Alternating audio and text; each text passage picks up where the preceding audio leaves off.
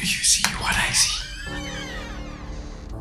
Jangan lupa untuk subscribe, share, dan nyalakan lonceng notifikasinya sebagai bentuk dukungan kamu.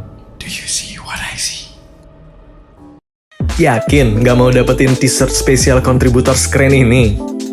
Selain cerita kamu bisa didengarkan oleh jutaan telinga, kamu juga bisa dapetin t-shirt keren ini hanya dengan mengirimkan cerita pengalaman horor kamu ke email podcast.ceritahoror@gmail.com. Kami tunggu.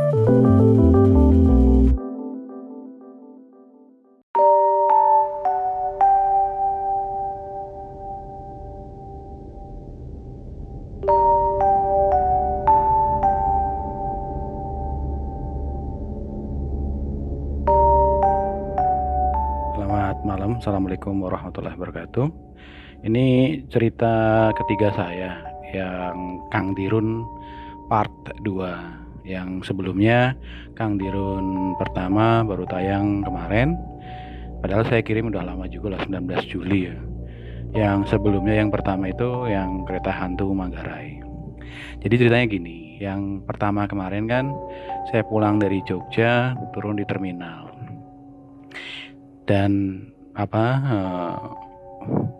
ketemu Kang Dirun di jalan. Nah yang kedua ini setelah beberapa 1 bulan 2 bulanan lah setelah kejadian yang dari terminal itu, kan ceritanya waktu itu saya di Jogja kan baru daftar kuliah. Saya sebenarnya lulusan 91 sebenarnya, cuman hampir setahun saya di Bandung mencoba peruntukan di ITB tapi nggak berhasil. Akhirnya saya coba di Jogja, dan karena di Jogja nggak berhasil juga, saya daftar swasta di Jogja. Waktu itu baru awal perkuliahan lah. Nah, barang-barang saya yang di Bandung kan masih belum dibawa semua. Jadi begitu ada waktu senggang, saya naik kereta dari Jogja langsung ke Bandung. Ya biasalah, waktu itu kan keuangan masih terbatas. Jadi di Bandung gak bisa lama-lama, begitu nyampe barang yang udah di packing dititipin ke ibu kos, tinggal diangkut lagi ke stasiun, naik kereta sore, itu kereta Serayu atau kereta apa gitu. Tapi keretanya itu ke Cilacap, dari Kroya lanjut ke Cilacap.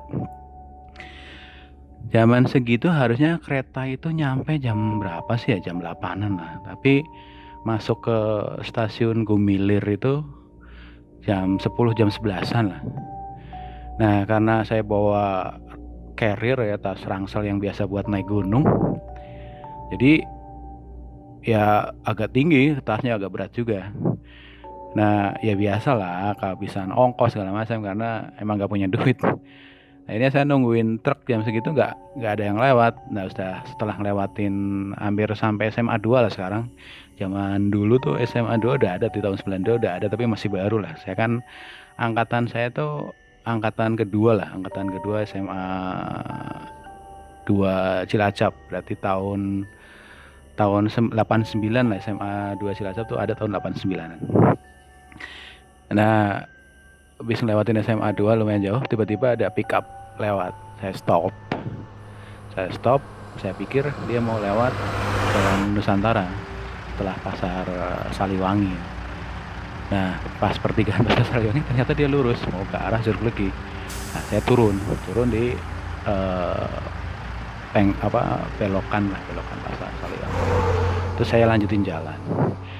Tahun 92 daerah situ tuh gelapnya minta ampun. Pokoknya biasalah, angkot kan selesai jam 5, selebihnya dikuasai beca.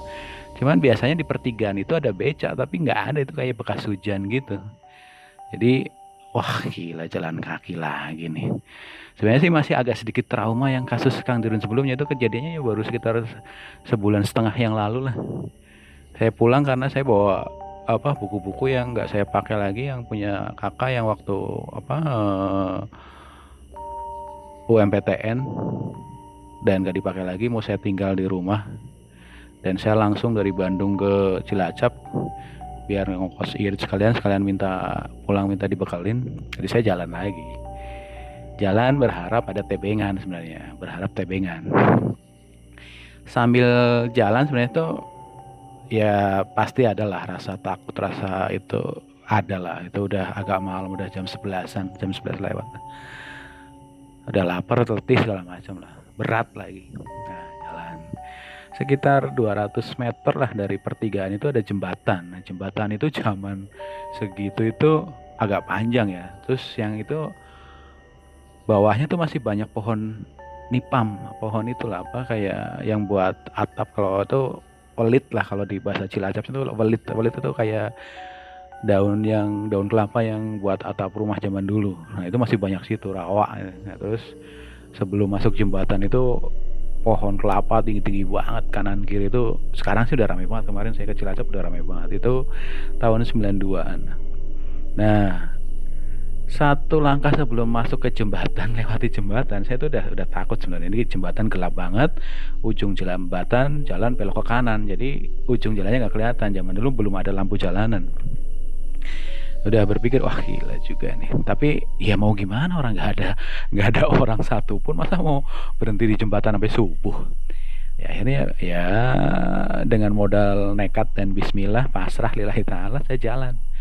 Langkah pertama saya nengok ke belakang, nggak ada siapapun dan gelap gulita. Begitu langkah ketiga keempat, tiba-tiba ada ting ding bunyi becak, keriningan becak yang ting ding gitu doang. Nah, yang menakutkan lagi, sebenarnya saya udah takut sebenarnya. Itu yang naik becak itu pakai caping, bahasa Cilacapnya tuh tudung, mukanya nggak kelihatan karena gelap. Terus dia tuh kayak nggak ada ekspresi, terus berhenti, terus bilang gini, ayo mas naik, sekalian saya juga mau pulang. Nah terus saya bilang, emang ke arah mana? Saya ngelewatin kok Jalan Jati ya. Loh kok dia tahu? Saya sebenarnya udah takut sebenarnya. Nah, terus ya udahlah. Akhirnya saya naik juga. Lihat model badannya saya kenal, tapi sepanjang jalan itu saya menghindari komunikasi dan dia pun diam aja. Begitu nyampe Jalan Jati, saya pikir dia mau lurus. Udah bang, sini aja bang. Kang sini aja kang. Dia udah jalan sama saya. Waduh, saya udah istilahnya perasaan kayak udah mau pingsan. Dari Jalan Jati yang lewat Jalan Nusantara sampai ke ujung jalan itu, di pertengahan rumah saya tuh yang kemarin itu kan dari arah sawah, saya tuh dari raya. Jadi ini arah sebaliknya itu ada setengah-setengah lah, dari yang dari sawah itu setengahnya. Nah pas di depan rumah dia berhenti, nggak berkata apa-apa. Terus saya langsung turun dengan segenap kekuatan yang tersisa, saya bilang, suwun kang. Terus saya jalan pulang.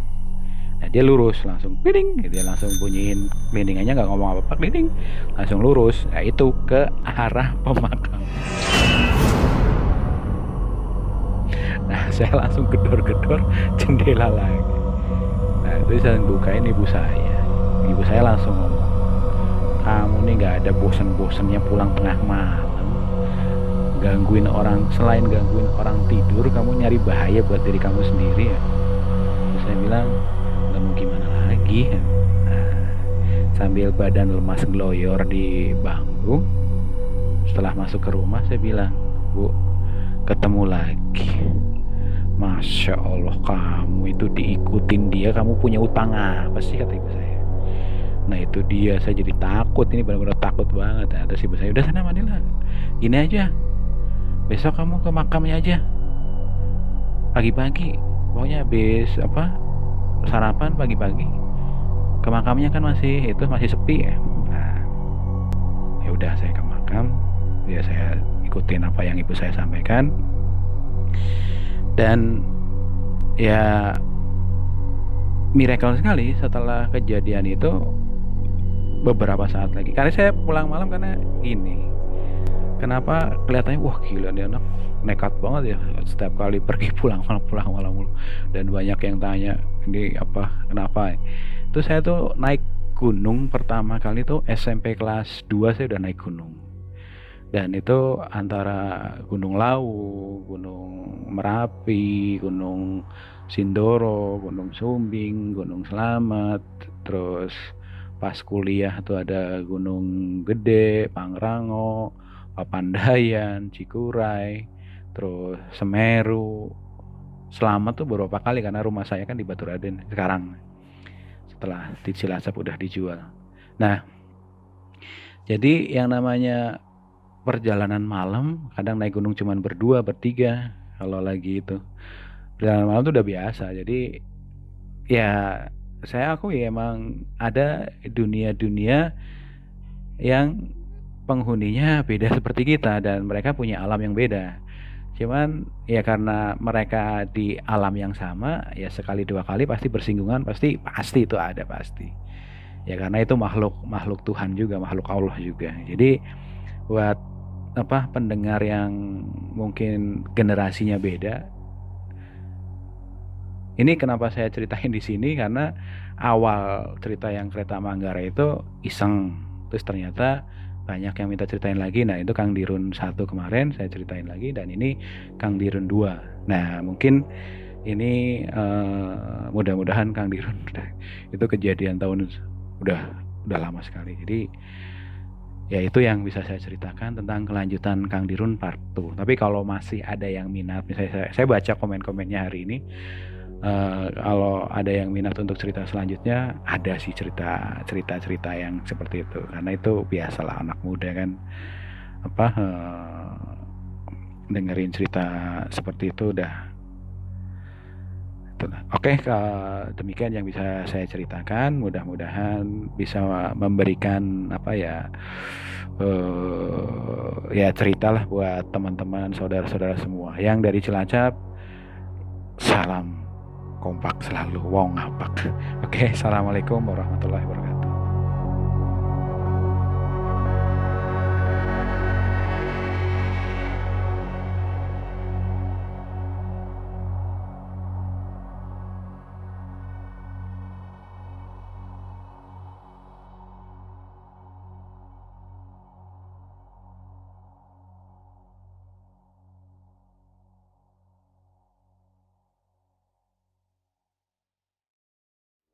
Kamu juga punya pengalaman horor? Kirim cerita kamu ke alamat berikut.